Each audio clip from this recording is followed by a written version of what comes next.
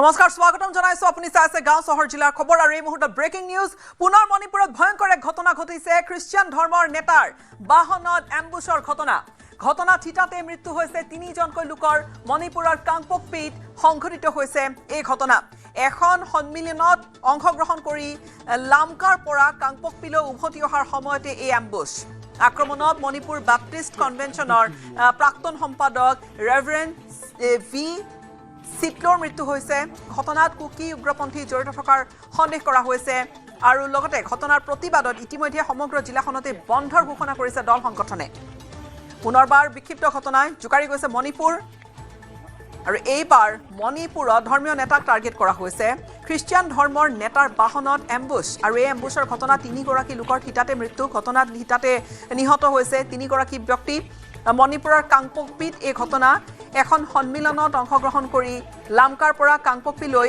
উভতি যোৱাৰ বাটতে আক্ৰমণৰ সন্মুখীন হ'ল এই বাহনখনত থকা লোকসকল আক্ৰমণত মণিপুৰৰ বাপ্টিষ্ট কনভেনচনৰ প্ৰাক্তন সম্পাদক তেওঁৰ ৰেভাৰেণ্ড ভি সিটলো তেওঁৰ মৃত্যু ঘটিছে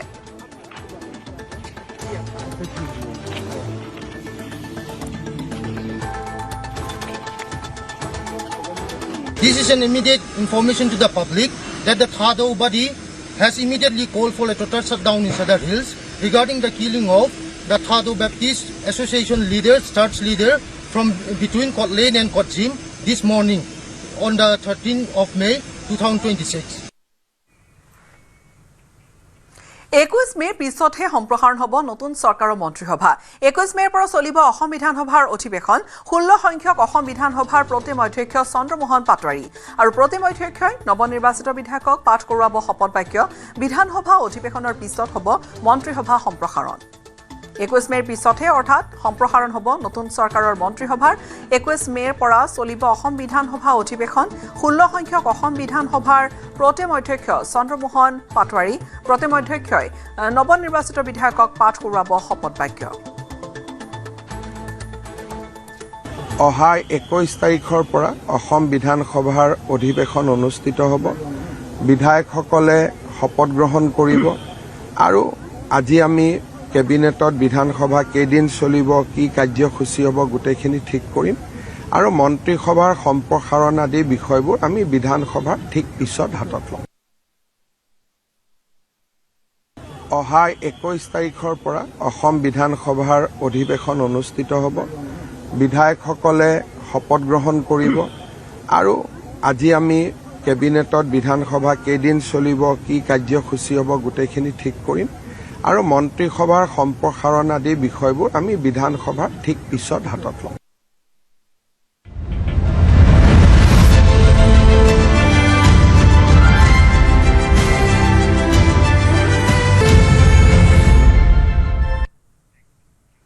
মুখ্যমন্ত্ৰী ডক্টৰ হিমন্ত বিশ্ব শৰ্মাৰ দ্বিতীয়টো কাৰ্যকালৰ আজি হৈছে প্ৰথমটো দিন আৰু দ্বিতীয়টো কাৰ্যকালৰ আৰম্ভ কৰাৰ পূৰ্বে নতুন চৰকাৰৰ প্ৰথমটো দিনত ৰাজ্যৰ প্ৰথমগৰাকী মুখ্যমন্ত্ৰী গোপীনাথ বৰদলৈক শ্ৰদ্ধাঞ্জলি জনালে মুখ্যমন্ত্ৰী ডক্টৰ হিমন্ত বিশ্ব শৰ্মাই নৱগ্ৰহৰ শান্তিস্থলত উপস্থিত হৈ লোকপ্ৰিয় গোপীনাথ বৰদলৈৰ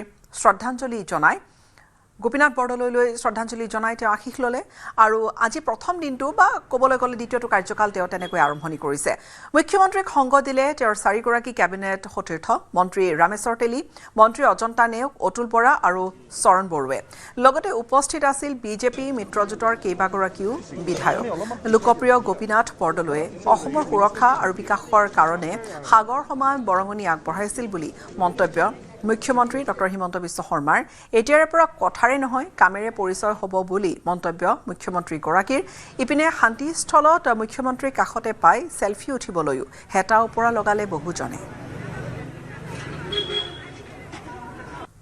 আমাৰ চৰকাৰখনে আনুষ্ঠানিকভাৱে কাম-কাজ আৰম্ভ কৰাৰ প্ৰাক মুহূৰ্তত আজি আমি সকলোৱে ভাৰতৰত্ন লোকপ্ৰিয় গোপীনাথ বৰদলৈ ডাঙৰীয়াৰ সমাধিলৈ আহি তেখেতৰ প্ৰতি আমাৰ সশ্ৰদ্ধ প্ৰণিপাত আৰু শ্ৰদ্ধা আগবঢ়ালোঁ আমি তেখেতৰ পৰা আশীৰ্বাদ বিচাৰিছোঁ যে তেখেত য'তেই আছে তাৰ পৰা আমাক আশীৰ্বাদ দিয়ক যাতে অসমৰ সুৰক্ষা আৰু অসমৰ বিকাশৰ বাবে আমি কাম কৰি যাব পাৰোঁ অসম আৰু অসমীয়াক সুৰক্ষিত কৰা আৰু আমাৰ ৰাজ্যখনক বিকাশৰ এক অনন্য স্তৰলৈ লৈ যোৱা ইয়ে হৈছে আমাৰ সপোন।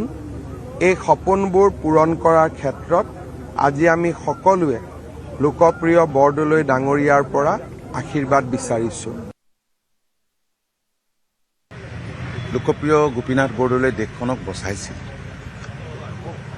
আমি দেখিছোঁ যে তাৰ পিছত ডক্টৰ হিমন্ত বিশ্ব শৰ্মা ডাঙৰীয়াই প্ৰথমগৰাকী মুখ্যমন্ত্ৰী, যিগৰাকীয়ে ৰাজ্যখনক বচাবলৈ, খিলঞ্জীয়াৰ অস্তিত্ব ৰক্ষা কৰিবলৈ যোৱা 5টা বছৰত অনেকখিনি পদক্ষেপ গ্ৰহণ কৰিলে।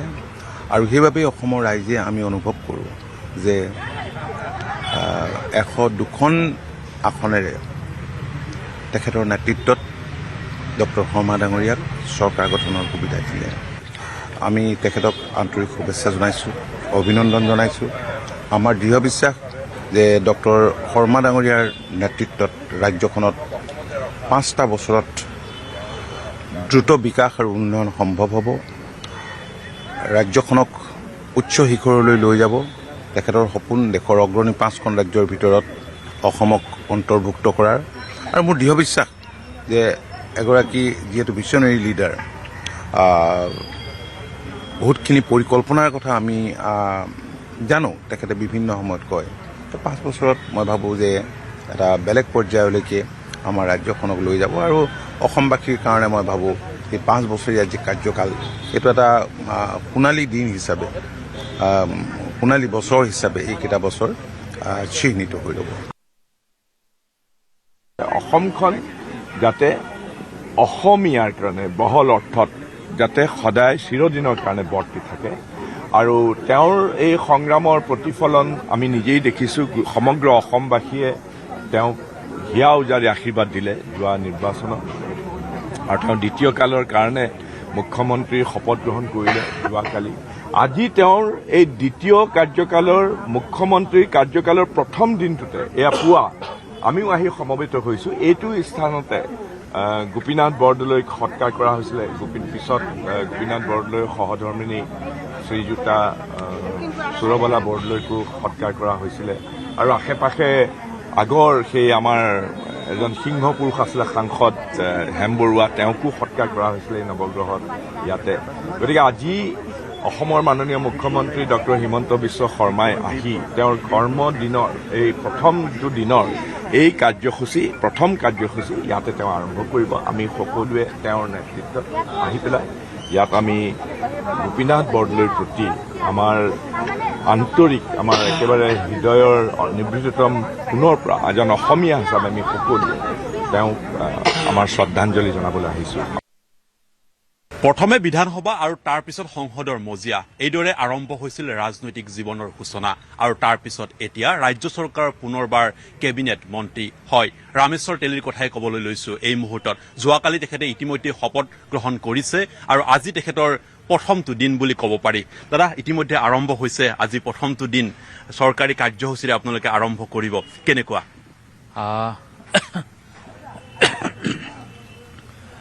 নিশ্চয় য'ত আমি উপস্থিত আছোঁ, অসমৰ প্ৰথম মুখ্যমন্ত্ৰী লোকপ্ৰিয় গোপীনাথ বৰদলৈ, য'ত নেকি তেওঁৰ সমাধি বুলি কোৱা হৈছে।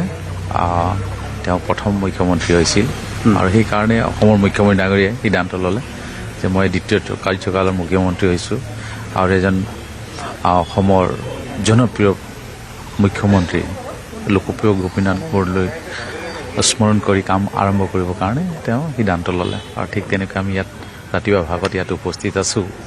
আৰু নিশ্চয় আজি কোনো কাৰ্যসূচী আমাৰ নাই, কেবিনেট আছে 2টা বজাত।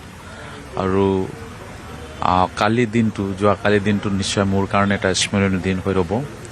কাৰণ হয়, মই 2001 চনত বিধায়ক হ'লোঁ, 2006 চনত বিধায়ক হ'লোঁ। এই সময়ত বিৰোধী বিধায়ক আছিলোঁ, 11ত হাৰিছোঁ।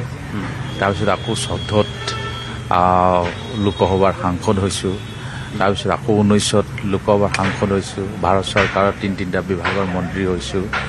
আকৌ মোক 24ত টিকেট দিয়া নাই, 25ত আকৌ ৰাজ্যসভাৰ মেম্বাৰ দিয়া হ'ল।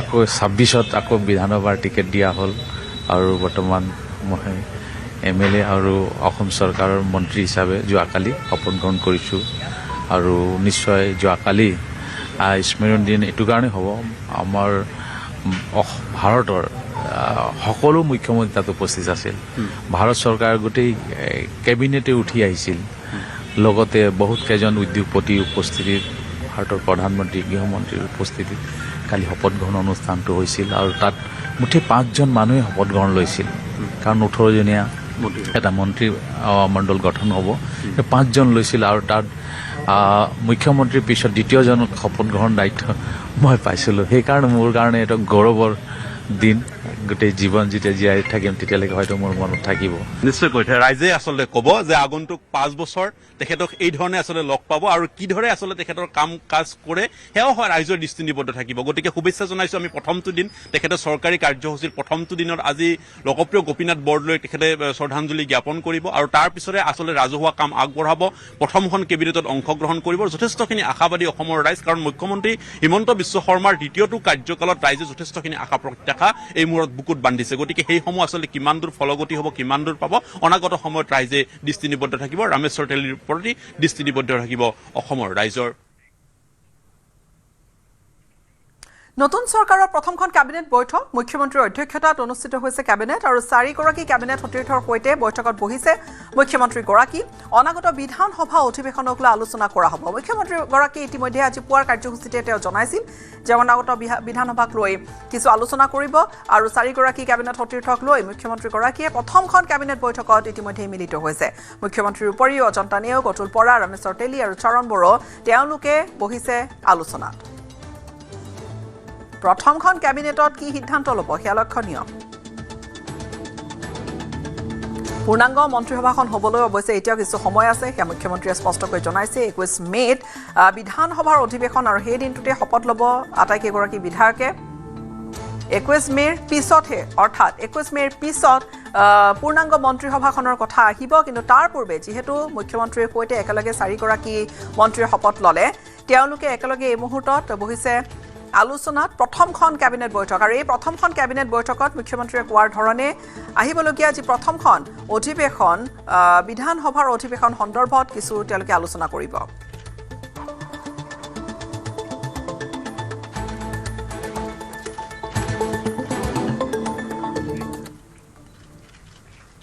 মহানগৰীৰ জয়নগৰত সদৌ অসম আহোম সভাৰ 134 সংখ্যক কেন্দ্ৰীয় প্ৰতিষ্ঠা দিৱস জয়নগৰৰ চুকাফা ভৱনত পতাকা উত্তোলনেৰে শুভাৰম্ভণি কৰিলে প্ৰতিষ্ঠা দিৱসৰ কাৰ্যসূচীত সভাত আহোমসকলৰ অৱদানকে ধৰি বিভিন্ন বিষয়ৰ ওপৰত আলোচনা কৰা হয়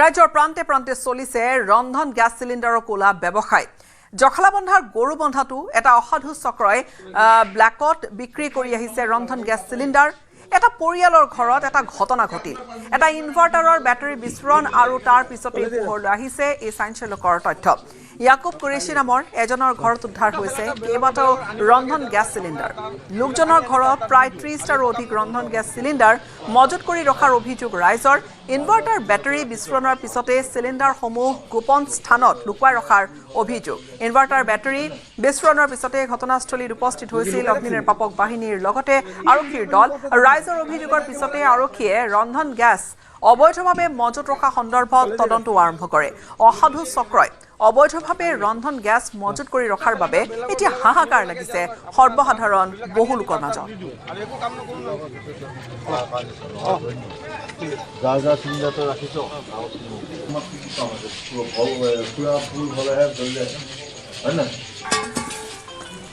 নাকি লুকাই রাখছি নি বোর্ডত শর্ট সার্কিট হয়েছিল শর্ট সার্কিট হয়ে পেলে ব্যাটারিত পড়িছে ব্যাটারি দুই ব্লাস্ট হয়েছে কোন জায়গা এটা এটা গরুবান্ধা আপনার ঘর কি সিলিন্ডার রাখে সিলিন্ডার নহয় সিলিন্ডার না রাখো সিলিন্ডারের ব্যাপারে করু আনি দিও মানুষ এটা কি আপনার ঘর সিলিন্ডার আছে নাই সিলিন্ডার নাই কেইটা আছে খালি সিলিন্ডার দুইটা আছিল এতে কেইটা আছে এতিয়া নাই দুটা আছিলে দুটা দি দিলো মানুহ দুজন আহিছিলে লৈ গ'ল ৰাইজে আপত্তি কৰিছে যে আপোনাৰ ঘৰত 20টা 25টা চিলিণ্ডাৰ আছে ৰাইজে তো নিজে গম পায় মানুহক নিদো যে এতিয়া আনিবই নোৱাৰো তো দিম কৰবা নাই স্যাৰ হি চিলিণ্ডাৰৰ বেপাৰ কৰে স্যাৰ বেপাৰটো মই বেপাৰ কৰে হি আমি কোনে নামানে হি নামানে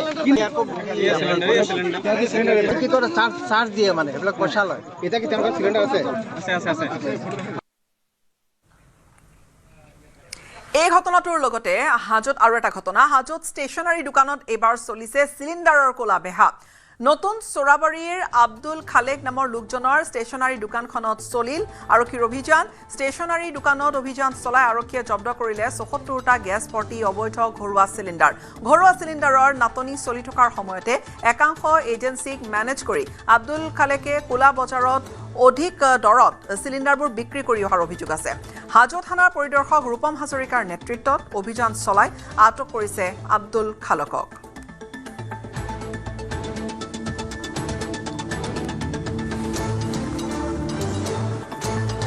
নতুন চৰাবৰী ইয়াত কিমানটা চিলিণ্ডাৰ জব্দ কৰিছে 74 কোনে কোনে কৰি আছিলে এই কলা ব্যৱসায় এইটো এজনেই কৰিছে নামটো কি আছিল আব্দুল খালেক ঘৰ ক'ত হয় নতুন চৰাবৰী কাৰ্ড কেইখন জব্দ কৰিছে কাৰ্ড 15খন নেকি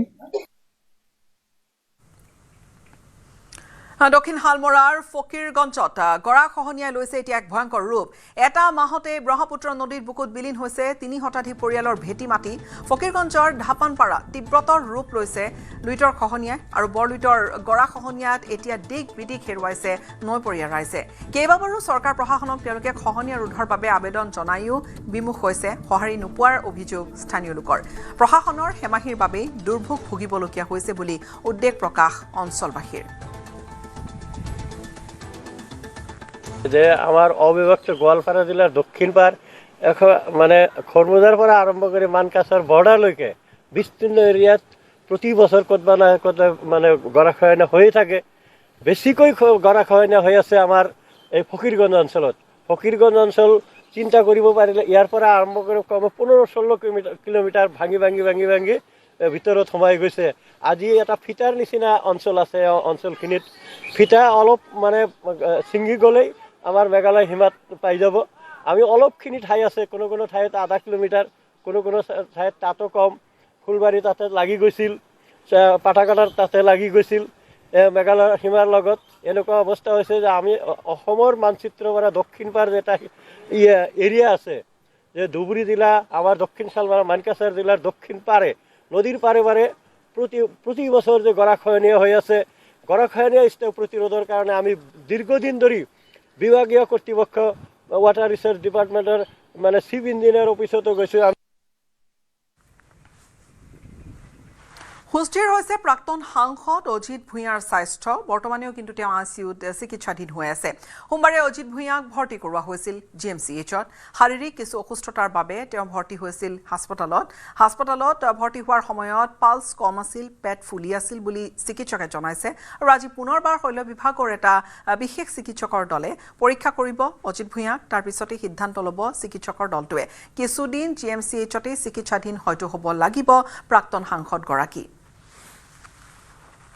আহাৰ সময়ত তেওঁৰ পালছ বিপি খুব কম আছিলে আৰু পালছ ৰেটটো খুব ফিবল আছিলে আৰু পেটৰ অলপমান পেটটো ফুলি আছিলে সেইকাৰণে আমি চিটি স্কেনো কৰা গ'ল সেই মৰ্মে তেওঁক আমি ষ্টেবল হ'বৰ কাৰণে যোনখিনি দিব লাগে লাগতীয় যেনে ফ্লুইড IV ফ্লুইড কাৰণ তেওঁ একদম ডিহাইড্ৰেটেড হৈ আছিলে আৰু IV ফ্লুইড দিয়া গ'ল চুগাৰটো কণ্ট্ৰল কৰা গ'ল তাৰপিছত ক্ৰিয়েটিন চোৱা গ'ল এইখিনি কৰি তেওঁ একচুৱেলি আমি যেহেতু মনিটৰিংটো ভালকৈ লাগে আমি আইচিইউত ৰাখিছিলোঁ এতিয়া বৰ্তমান তেওঁ আইচিইউতে আছে আৰু ৰাইজটোক দি পেলাই খোৱাটো বন্ধ কৰি ৰাখিছিলোঁ আজি পৰহিৰ পৰা যোৱাকালি ষ্টেবল হ'ল পেচেণ্টৰ তেখেতৰ মাত বল ভালকৈ আহিলে কথা বতৰা ভালকৈ পাতি আছে চেচুৰেশ্যনটো ৰুম এয়াৰত প্ৰায় 96% আৰু সেইকাৰণে অলপমান অক্সিজেন দি থৈছিলোঁ আৰু 2 লিটাৰ পাৰ মিনিটত আজি আৰু অলপমান ভাল হৈছে সেইকাৰণে ষ্টেবলটো হৈছে তেওঁ এতিয়া তথাপিও তেওঁ যিহেতু চিটি স্কেনত আমাৰ এটা অলপমান এয়া ওলাইছে মানে সাব একিউট ইণ্টেষ্টাইনেল অবষ্ট্ৰাকশ্যন বুলি ওলাইছে আমি কিবা ভিতৰত অলপমান কিবা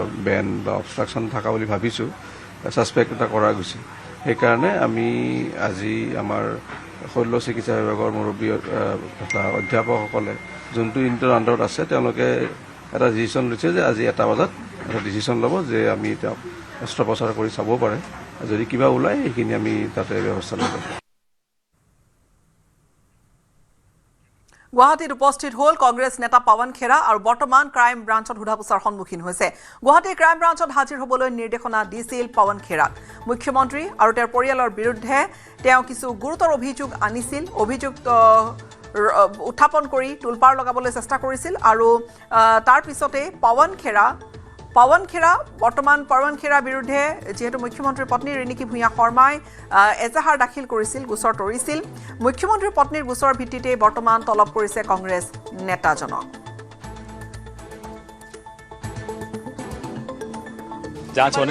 जांच होने दीजिए, अंदर जा रहे हैं, अंदर बात करेंगे। डॉक्यूमेंट फेक था बोला है सीएम ने। अंदर जा रहा हूं बात करने, मुझे बुलाया है इसलिए मैं आया हूं कानून का पालन करने, क्योंकि न्यायपालिका का और कानून का हम बहुत सम्मान करते हैं।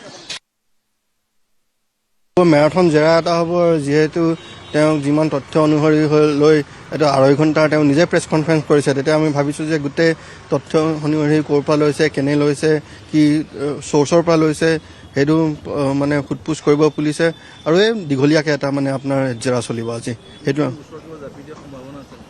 এটাও চাওক, আপুনি ক'ব নোৱাৰি আপুনি অসম চৰকাৰ কি আজি মনত কি পৰিচালনা কেনেকৈ চলে, কিন্তু আমি এইটোৱে ভাবিছোঁ যিহেতু মাননীয় সৰ্বোচ্চ ন্যায়ালয়ে এটা ৰায়দান দি দিছে আৰু আমি আইনৰ মতে অসম চৰকাৰে চলিবলৈ এটা আমাৰ মেছেজ দিবলৈ বিচাৰিছে, সেইকাৰণে আমি ভাবোঁ যে তেওঁ বিধিমতে চলিব। এণ্ডত আপোনাৰ তেওঁক এৰি দিব, যিহেতু মাননীয় সৰ্বোচ্চ ন্যায়ালয়ে কৈছে যে যদি পুলিচক কিবা ভিত্তিত যদি এৰেষ্ট কৰিব লাগে, ভাবে তেওঁক এৰেষ্ট কৰিব লাগে, তেতিয়া বেলত এৰিবই লাগিব। সেইটোৰ কাৰণে এণ্টিচিপেটৰী বেল যোনটো দিয়া যায় নৰ্মেলি। তাৰ বাহিৰে বেলেগ কিবা কেছ জাপি দিয়ে নিদিয়ে, কেনেকৈ দিয়ে, এতিয়া তেওঁ লাষ্ট 1-1.5 মাহৰ পৰা এনেকৈ একটো কিবা এটা মানে কাৰ্যকল্পনা কৰা নাছিলে, যাৰ সন্দৰ্ভত তেওঁৰ ওপৰত জাপি দিব পাৰে। যদি পুৰণি কেছ হয়, পুৰণি কেছ ইমান দিনৰ পৰা এৰেষ্ট কেলৈ কৰা নাই, সেইটো এটা ডাঙৰ কথা হ'ব। কাৰণ আপুনি নিজে গম পায় যে তেওঁ যেতিয়ালৈকে এণ্টিচিপেটৰী বেল পোৱা নাছিলে, তেওঁ ইমান একো মানে কোৱা চোৱা বা আপোনাৰ ষ্টেটমেণ্ট সেনেকৈ দিয়া নাছিলে। সেইকাৰণে আমি ভাবোঁ এই মুহূৰ্তত আজি যোনটো সোধপোছৰ কাৰণে আজি ইয়াত মাতিছে ক্ৰাইম ব্ৰাঞ্চত, অকল এই কেছৰ কাৰণেহে মাতিছে। এলিগেশ্যন সঁচা হ'ব পাৰে, এলিগেশ্যন মিছা হ'ব আদালতত, গতিকে আদালতত এইটো হেৰি হ'ব, আদালতে প্ৰমাণ কৰিব এলিগেশ্যনটো সঁচা নে মিছা। গতিকে তাত সেইকাৰণে আমাৰ পৱন খেৰাৰ বিৰুদ্ধে আৰু অন্য কোনো অভিযোগ আমি দেখা নাইকিয়া আৰু একো নাই। যদি গভৰ্ণমেণ্টে কৰোঁ বুলিলেতো কৰিব পাৰে, যদি বিভিন্ন ধৰণৰ মনে সজা গোচৰ দি যদি তেওঁক সেই ধৰণে আকৌ আটক কৰিব পাৰে, একো আচৰিত নহয়। মুখ্যমন্ত্ৰী কিন্তু কৈছে যে পৱন খেৰাৰ বিৰুদ্ধে ব্যৱস্থা লোৱা হ'বই, তেওঁ ইতিমধ্যে কাৰ্যভাৰ গ্ৰহণ কৰিছে আৰু তাৰ আগতেই কৈছে যে মুখ্যমন্ত্ৰীয়ে কৈছে, কিন্তু পৱন খেৰাই যেনেধৰণে পুৰা তথ্য দিছিলে গোটেই বিষয়টো লৈ মুখ্যমন্ত্ৰীয়ে এতিয়া কোনো ব্যৱস্থা ল'ব নোৱাৰে। মুখ্যমন্ত্ৰী আইনৰ ওপৰত নহয়। এতিয়া এইটো এটা কেছ হৈছে, FIR হৈছে, ৰেজিষ্টাৰ্ড হৈছে, কেছ হৈছে, সুপ্ৰিম কোৰ্ট পাইছেগৈ। এইটো এটা ছাব জুডিচ মেটাৰ। এতিয়া আদালতেহে বিচাৰ কৰিব। আদালতে বিচাৰ কৰি আদালতে যি সিদ্ধান্ত দিয়ে আমি তালৈ ৰ'ব লাগিব। ডিব্ৰুগড় চৌকিডিঙিস্থিত বেংক অফ মহাৰাষ্ট্ৰত বিত্তীয় কেলেংকাৰীৰ গুৰুতৰ অভিযোগ। গ্ৰাহকৰ একাউণ্টৰ পৰা হৰলুকি হৈছে লাখ লাখ টকা। গ্ৰাহকৰ কষ্টোপাৰ্জিত ধন এনেকৈ হৰলুকি কৰিছে বেংকৰ কোনো দুষ্ট চক্ৰই, এয়া অভিযোগ। বেংকৰ বিষয়া কৰ্মচাৰীয়েও আনকি দিব পৰা নাই গ্ৰাহকক সদুত্তৰ। বেংকত গ্ৰাহকে নিজ একাউণ্টৰ ধন উলিয়াবলৈ গৈ হৈ পৰিছে হতভম্ব, কাৰণ বছৰ বছৰ ধৰি জমা কৰা লাখ লাখ টকাৰ পৰিৱৰ্তে জমা আছে মাত্ৰ 1000 টকা।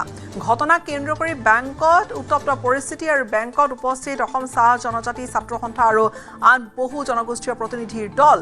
বিত্তীয় অনিয়মৰ বেংকটোৰ আন বহুতো বিষয়া কৰ্মচাৰী এই ধৰণৰ অনিয়মত জড়িত থকাৰ সন্দেহ প্ৰকাশ কৰিছে আজচাই।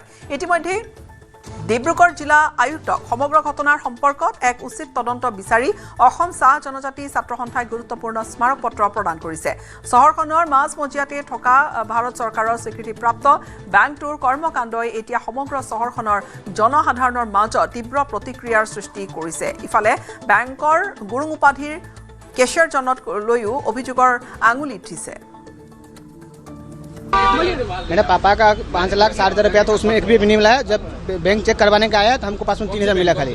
बैंक ऑफ महाराष्ट्र मेरा बच्चा के नाम पर FD किया था, उसमें 1.5 लाख रुपया किया, वो भी नहीं है। मम्मी के नाम पर 3 लाख रुपया किया तो वो भी नहीं दिखा रहा है, 100 पे भी। मतलब मम्मी खाता में पैसा था वो भी शो नहीं कर रहा है कुछ भी अभी तक। ये लोग को जब बोलता है 10 दिन टाइम लिया। 10 दिन हम बिहार से भी घूम के आ गए हैं। आज उसके बाद में आदमी आया है, अभी लोग कुछ बोल ही रहे हैं। आप लोगों का आप लोग अकाउंट में हम आपका 14 तारीख को हम लोग आए थे, 13 तारीख को हम लेने के लिए आए थे। हम घर गए हैं आपको 18 तारीख को, तब आया तो चेक करा तो बोलता पैसा नहीं है आपका। हाँ, बैंक पर हम लोग क्या किया है, आपका नोटिस दिया हुआ है, अब फॉर्म फिलअप करके लिया है, उसका बोलता है आपको पैसा मिल जाएगा, आपको पैसा कहीं नहीं जाएगा। FD আছিলে 1,06,060 টকা, এতিয়া সেইটো টোটেলি এমাউণ্ট নাই মোৰ। FD পইচা নাই, খালি একেবাৰে। মেনেজাৰে একো কোৱাই নাই এতিয়া ভালকৈ তেনেকৈ। পইচাটোৰ ক্ষেত্ৰত তোমাক ঘূৰাই দিব নে কি? ঘূৰাই দিম বুলি কৈছে, কিবা এটা একশ্যন ল'ম বুলি কৈছে, কিন্তু এতিয়া কেতিয়ালৈকে ঘূৰাই দিয়ে সেইটো ধৰিব পৰা নাই আমি।